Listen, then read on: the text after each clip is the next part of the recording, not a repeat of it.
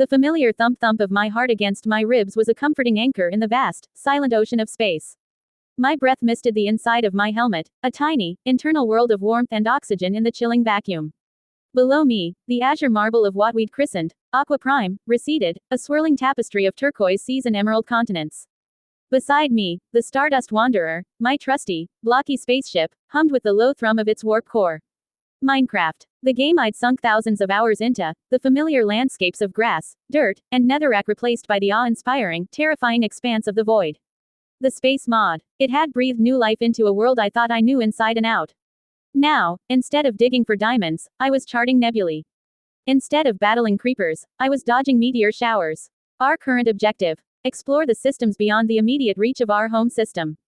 We'd found Aqua Prime, a beautiful, albeit oxygen-challenged, gem. We'd also mapped a few gaseous giants, their swirling atmospheres hinting at unknown pressures and unimaginable storms. But the real prize, the one that had drawn us this far, was the Leviathan asteroid. Rumors, whispers on the modding forums, spoke of its colossal size, its unique mineral composition, and the strange, bioluminescent growths that were said to cling to its surface. Status report, Alex, Captain Eva's voice crackled through my comms, a welcome echo in the silence. She was piloting the Stardust Wanderer from the cockpit, her focus unwavering. All systems nominal, Captain. Oxygen levels stable, suit integrity at 100%. Just finished my atmospheric sampling run on Aqua Prime. Found traces of methane and something else. Smells faintly of cinnamon when I vent a tiny bit. Weird. I chuckled, the sound muffled by my helmet. Cinnamon. Fascinating. Keep that sample. We might need it for the log. Preparing for jump to the Leviathan system. Brace for acceleration, Alex. The familiar, stomach-lurching sensation of warp travel washed over me. The stars outside the viewport smeared into incandescent streaks, and then, with a final jolt, snapped back into pinpricks of light against a backdrop of deep indigo. We emerged into a system dominated by a crimson dwarf star, its light casting a perpetual twilight over everything. And then I saw it. The Leviathan asteroid. It wasn't just an asteroid, it was a world unto itself. A colossal, irregular chunk of rock, pockmarked with craters and scarred by eons of cosmic battering. It was so large, it dwarfed the planets in its orbit. Its surface shimmered with an ethereal, faint glow, a testament to the rumored bioluminescent life. By the overworld, Eva breathed, her usual stoic tone laced with awe. It's magnificent. We navigated the Stardust Wanderer towards the asteroid's surface, the ship's thrusters firing in controlled bursts to counteract the massive gravitational pull. The scale was almost incomprehensible. Whole biomes seemed to exist on its surface, sculpted by impacts and the slow grind of time. Setting us down near that largest cluster of glowing formations, Eva announced. Looks like the most promising area for exploration. The landing was smooth, the ship settling onto a flat, crystalline plain. The exterior lights of the Stardust Wanderer cut through the dimness, illuminating a landscape unlike anything I'd ever encountered in Minecraft, or frankly, anywhere else.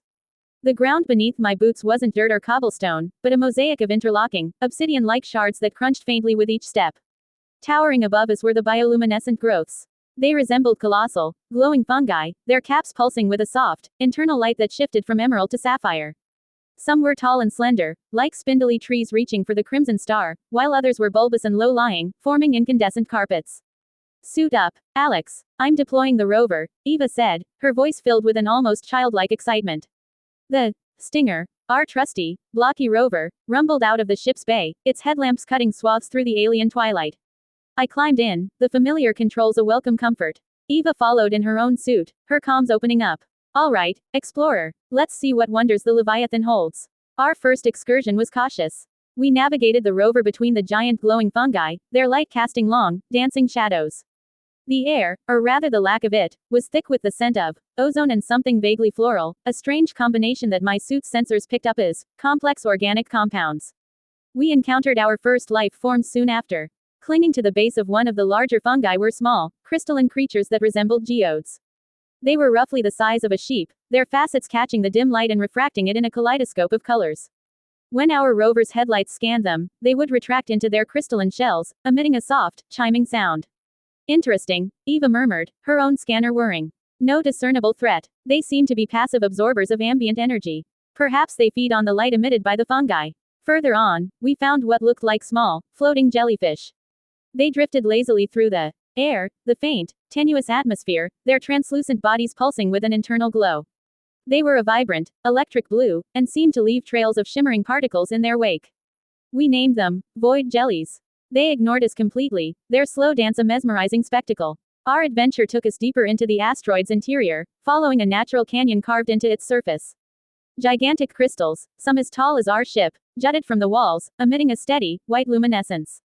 The asteroid's surface was a geological wonderland, a testament to forces far beyond the familiar blocky physics of our home world.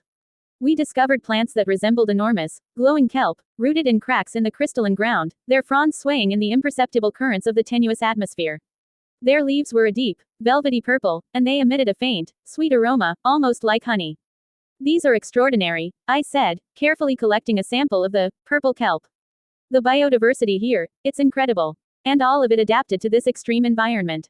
As we ventured further, we stumbled upon a vast cavern, its entrance framed by arching, crystalline structures. The light inside was even more intense, emanating from a central cluster of enormous, pulsating orbs. They were the size of small houses, their surfaces shifting through a spectrum of colors, from deep crimson to brilliant gold. This is it, Eva whispered, her voice filled with wonder. This must be the heart of the Leviathan's bioluminescence. We cautiously piloted the Stinger into the cavern. The air itself seemed to hum with energy. Around the pulsating orbs, smaller, crystalline formations grew, resembling intricate sculptures. And then, we saw them. Creatures that looked like living constellations. They were roughly spherical, composed of countless tiny, shimmering lights that swirled and danced within a translucent, gelatinous form. They moved with an almost fluid grace, drifting between the orbs, their internal lights flickering in complex patterns. They were utterly alien, yet strangely beautiful. What do you think, Eva? I asked, my fingers hovering over the rover's controls. Should we try to get closer? Eva considered for a moment. Our sensors can't get a definitive reading on their composition, but they don't register as hostile. They seem observational. Let's approach slowly. I want to see if they react to our presence. We edged the Stinger forward, the rover's lights dimming to avoid startling them. The constellation creatures paused their swirling, their internal lights focusing on us. It felt like being observed by intelligent eyes, though we knew from the mod's design that no sentient life existed. Still, the illusion was powerful. One of the creatures drifted closer, its form resolving into a mesmerizing display of swirling starlight. It stopped just a few meters from the rover, its internal lights pulsing in a steady rhythm. It was as if it was communicating, or perhaps simply studying us. They're not aggressive, Captain, I reported. They seem curious. Eva nodded. Keep the distance, but continue observation. This is a significant find. We spent what felt like hours in the cavern, observing the constellation creatures and the pulsating orbs. The orbs seemed to be the source of the energy, the creatures feeding on it or perhaps even tending to it. It was a miniature ecosystem, a microcosm of life thriving in the most unlikely of places. As our oxygen reserves began to dip, signaling the need to return to the Stardust Wanderer, a sudden tremor shook the cavern. The pulsating orbs flared brighter, and the constellation creatures scattered, their lights dimming to a faint glow. What was that? I yelped, gripping the rover's controls. Minor seismic activity. Eva's voice was tense. The asteroid is geologically active. Nothing to worry about, but we should head back. As we exited the cavern, the landscape outside seemed subtly altered. The bioluminescent fungi pulsed with a more intense light, and the air was alive with a faint, high-pitched hum. That was invigorating, I said, as we drove the Stinger back towards the Stardust Wanderer. Indeed, Eva replied. The Leviathan asteroid is a treasure trove, Alex. We've only scratched the surface. The minerals, the unique life, this mod continues to surprise me. Back in the ship, as we prepared for the jump back to our home system, I looked out at the Leviathan asteroid, its faint glow a beacon in the crimson twilight. We had encountered alien plants that defied terrestrial botany, animals that seemed to be made of pure light, and geological formations that dwarfed anything we'd ever built. Minecraft, once a sandbox of familiar blocks, had become a universe of infinite possibility. The space mod had opened up a new frontier, not just in the game, but in our imaginations. And as the Stardust Wanderer hummed to life, ready to carry us back to the familiar glow of our home system, I knew this was just the beginning of our cosmic adventure. The Leviathan asteroid, with its secrets and its strange, beautiful inhabitants, would forever be etched in my memory, a testament to the boundless creativity of the modding community and the enduring allure of exploration, even in a world of pixels and code. The universe of Minecraft was far vaster, and far more wondrous, than I had ever dared to imagine.